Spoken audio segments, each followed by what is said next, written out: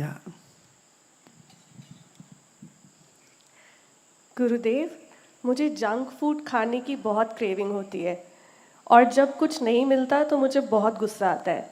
कृपया बताएं कि इस क्रेविंग को नियंत्रित करने क्या के लिए खाने का? Junk food.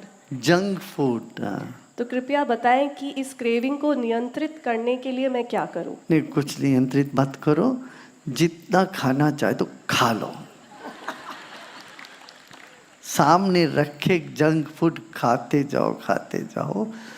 और दूसरे दिन पेट दुखता है, तीसरे दिन दुखेगा, 2 बार 3 बार अनुभव हो जाता है, फिर अपने आप अरे भाई नहीं खाना, अपने आप छोड़े। थोड़ा सा कष्टकर होगा, कष्ट के जरिए जो समझ में आएगा वो सच्चा समझ होगा। फिर तुम्हें कोई किसी को कहने की जरूरत है, कोई कष्ट तकलीफ ही नहीं, अपने आप मन हट जाएगा। इसलिए ये करो, 3 4 5 दिन जितना खाना हो, डकार आते जाए खाते जाओ, हजम ना भी हो खाते जाओ, फिर लगेगा कि अरे भाई अब नहीं खाना। ऐसा ऊब जाना चाहिए, ठीक है। गुरुदेव, किसी करीबी रिश्तेदार ने मेरे मासूम बचपन को छीनकर मुझे भीतर से तोड़ दिया और वह व्यक्ति बिना पछतावे के आज भी खुलकर जी रहा है। तो क्या परिवार में शांति बनाए रखने के लिए चुप रहना सही है या सत्य के लिए आवाज़ उठानी चाहिए? देखो, कहाँ तक बीती हुई बातों को तुम खदेड़ते रहोगे, इससे कोई लाभ है क्या? जो आदमी गलती किया है उसने अपना गलती का एहसास उसको हो, आगे बढ़ जाए तो ठीक है, नहीं तो तुम्हारे कहने से थोड़ी ना कुछ होने वाला है। खामखा और सब रायता फैल जाएगा, शांति और बिगड़ जाएगी। हमें ऐसी चीज़ों को क्या है, पुरानी बातों को झाड़ के आगे निकल जाना चाहिए। न्याय, हमको न्याय मिलना चाहिए, इस बात को मन में लेके हम चलेंगे, न्याय तो मिल जाएगा, मगर दुख भी साथ में मिल जाए तो क्या करोगे? वायुमनस्य हो जाए चारों तरफ, क्या फायदा है? सोचना पड़ेगा। ये सब सोच के यदि कोई व्यक्ति बार बार कोई ऐसी गलती करता है, एक बार समझाए, दोबारा उसको समझाए, नहीं समझता तीसरी बार उसको समझाए खड़क से, नहीं समझ, आखिरी में डंडा लेना ठीक है। वो तो वर्तमान की बात है, ये चतुरोपाय हमें लगाना वर्तमान में। अब बीती हुई बातों को लेके हम बैठे रहेंगे, वो उसका बुद्धि भ्रष्ट हो गया, उसने गलत किया उस वक्त, तो अभी तुम अपनी मन की शांति क्यों बिगाड़ते हो? आगे बढ़ते जाओ, बस झाड़ के आगे निकल जाओ। तुम भी ऐसे चलो जैसे कुछ हुआ ही नहीं, ठीक है ना, क्योंकि तुम शुद्ध हो। गुरुदेव, मैं 23 वर्ष की हूँ और मुझे एक ऐसे व्यक्ति के ऊपर क्रश है जो मुझसे 30 साल बड़ा है। मुझे समझ नहीं आ रहा कि ये कोई मानसिक उलझन है या सिर्फ एक भावनात्मक अनुभव। कृपया मेरा ना मार्गदर्शन। ये सिर्फ एक उलझन है, मन ऐसे फंस गया है, इसमें आगे बढ़ने से कोई फायदा नहीं। थोड़ा जाके देखो, ये सब मोह है, मोह में फंसना नहीं चाहिए, इसी को मोह बोलते। मैं ऐसे ही हम जानते थे, एक बहुत ख्यात वैज्ञानिक है, वो 65 साल का वैज्ञानिक, ये 25 साल की उनकी कोई लड़की जो उनके शिष्या थी, कॉलेज में पढ़ती थी, तो उन पर लट्टू हो गए। अब इतना ख्यात, विश्वविख्यात प्रोफेसर है और वो इनका कॉलेज का टीचर है, गाइड है, तो वो लड़की भी ऐसी फंस गई कि वो इधर ना उधर हो पाए। मगर उसने तो ये कहा कि मैं तुमसे लड़की बेटी की रिश्ता बनाता हूँ, मगर व्यवहार तो बेटी का जैसा था ही नहीं। मगर मन में वो तो बेटी जैसा, मगर बेटी से ज्यादा कुछ आगे चलने लगा। जहां जाए उसको गोद में बिठा के जाए, कारी में, और वो शर्मिंदा होते जाए। अब उसको पीड़ा होती रही। वो बोले नहीं, मेरे गोद में बैठो तुम गाड़ी में। ये सब मोह है, मोह माया है। इससे आदमी धस जाता है।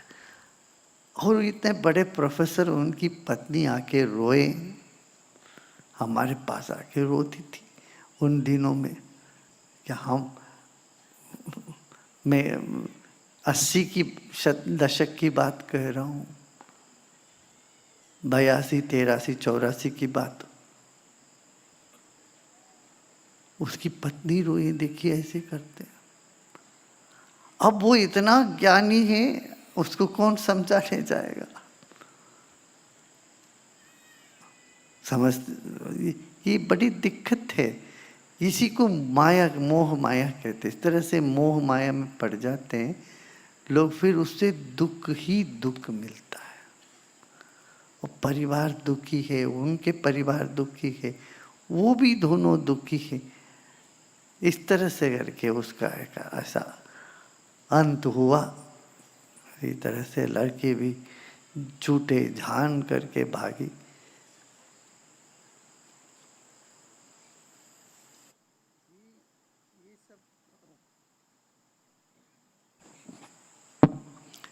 ये सब मोह में मत पड़ो, मत फंसो। गीता की बात सुनो, उसमें गीता ने, भगवान ने क्या क्या, जिसमें जो भी सुंदरता है वो मैं ही हूँ। किसी में बल है तो वो मैं हूँ। किसी में कोई अच्छी चीज है, गुण है, वो सिर्फ गुण को देखो, वो समझो ये तो मैं हूँ। इस तरह से भगवान ने उसको सब तरह से सभी गुणों को अपना ले लिया, और जो गुणी है, वस्तु है, व्यक्ति है, उसको दरकिनारे कर दो। ठीक है।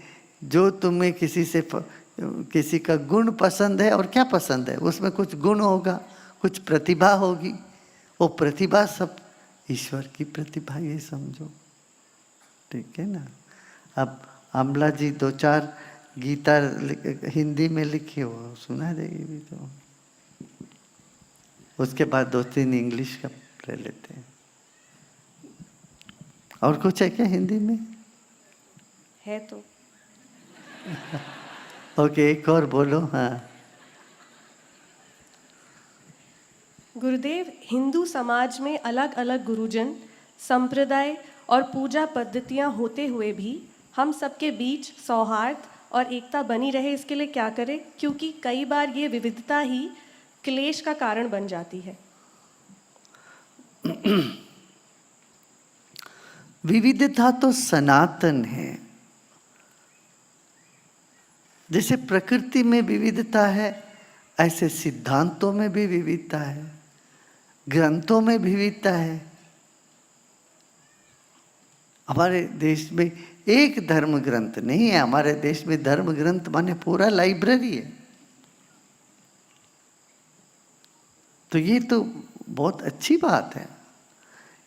ये बुद्धिहीन तो हर जगह उलझन में पड़ जाएंगे, हर अच्छी चीज को भी उलझन में ले लेंगे। अब क्या करें, वो बुद्धिहीनता का वजह से है। हाँ, कुछ ऐसे ढोंगी लोग हैं, वो बोलते हैं कि मैंने कभी गीता पढ़ी नहीं है, मगर मेरा सब सीधा ज्ञान आ गया।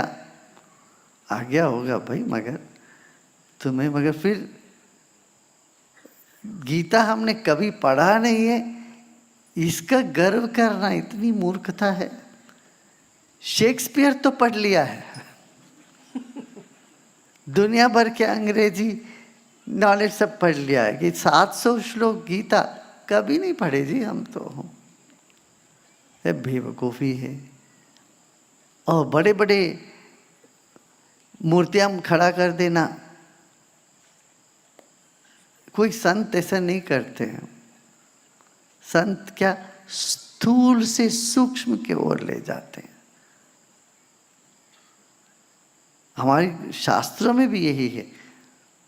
स्थूल रूप जो है वो बाल बुद्धि वालों के लिए, माने इतना बुद्धिशाली नहीं है उनके लिए बनाते हैं स्थूल। जितना तुम ज्ञानी होते हो उतना सूक्ष्म में जाते हो। कोई बोलते हैं उनको ज्ञानोदय हो गया, ज्ञानी है, तो स्थूल में नहीं लगाएंगे, सूक्ष्म के ओर चलेंगे।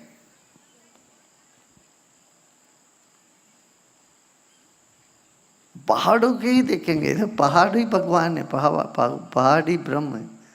अब यहाँ तिरुवन्नामलई है, पहाड़ को ही प्रदक्षिणा करते हैं। जैसे गोवर्धन गिरी की प्रदक्षिणा करते हैं, गिरी की परिक्रमा करते हैं मथुरा में। वो पूरा गोवर्धन गिरी को ही भगवान मानते, पूजा करते। ऐसे इधर देखो तिरुवन्नामलई में पूरा वो पहाड़ी शिव जी ऐसा मानते हैं। वो अलग बात है। सूक्ष्म, बड़े से छोटे के ओर जाना है, सूक्ष्माति सूक्ष्म। इसलिए देखो 12 ज्योतिर्लिंग सब छोटा है, छोटे से ही लिंग है सब। अपना व्यक्ति के साइज से बड़ा नहीं होता कोई। हाँ, राजा महाराजा लोग बनाए एक आध मूर्ति, बड़े बड़े मूर्ति बनाते हैं ताकि उनके लिए, राजा महाराजा के लिए तब वो लगता है हमसे बड़ा है। तो अहंकार को लगता है, अहंकार को छोटा लगना हो तो बड़ा करके रखेगा। मगर ज्ञानी हमेशा स्थूल से सूक्ष्म की ओर ले जाता है। इसलिए शिवलिंग का ना कोई चेहरा है, ना कोई नाक है, कान है, आंख है, कुछ नहीं है। शिवलिंग शालिग्राम में सिर्फ भाव होता है। इसमें नरसिंह देव है, ये शालिग्राम, भगवान विष्णु शालिग्राम, और विष्णुपाद सिर्फ चरण, उसी की पूजा होती है। उस सूक्ष्म और उससे भी सूक्ष्म कहते मंत्र। रूप से सूक्ष्म है यंत्र लिखते हैं, वो मंडल, दुर्गा जी का यंत्र लिखते हैं। उसी को मुख्य बोलते, मुख्य प्राण पूजा वही होती है, प्राण प्रतिष्ठा। यंत्र से बिना नहीं चलता। यंत्र से भी सूक्ष्म है मंत्र, और मंत्र से भी सूक्ष्म चैतन्य स्वरूप। मंत्र भी छूट जाए तो चैतन्य वो दैवी मय हो जाता है।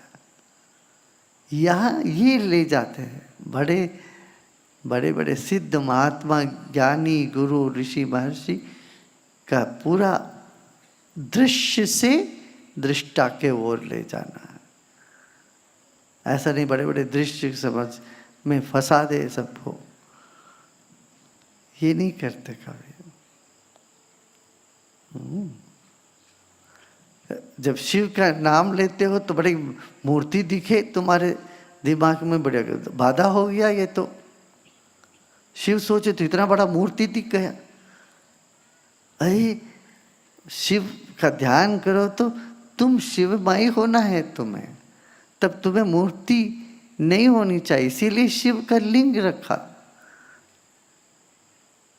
शिवलिंग के फिर ज्योति स्वरूप। फिर ये कहते शिवलिंग, शिव जी का स्वरूप क्या है? ज्योति का स्तंभ के रूप में, ऊर्जा के रूप में अनुभव करना है शिव जी को। इसीलिए प्रथा ही ऐसे चल पड़ा, शिवोम शिवोम। अपने आत्मा में देखो शिव को, दृष्टा ही शिव है, दृश्य नहीं। ये बड़ा अनर्थ कर रहे हैं लोग, जो भी इस तरह से बड़े बड़े मूर्ति खड़ा करके कर रहे हैं।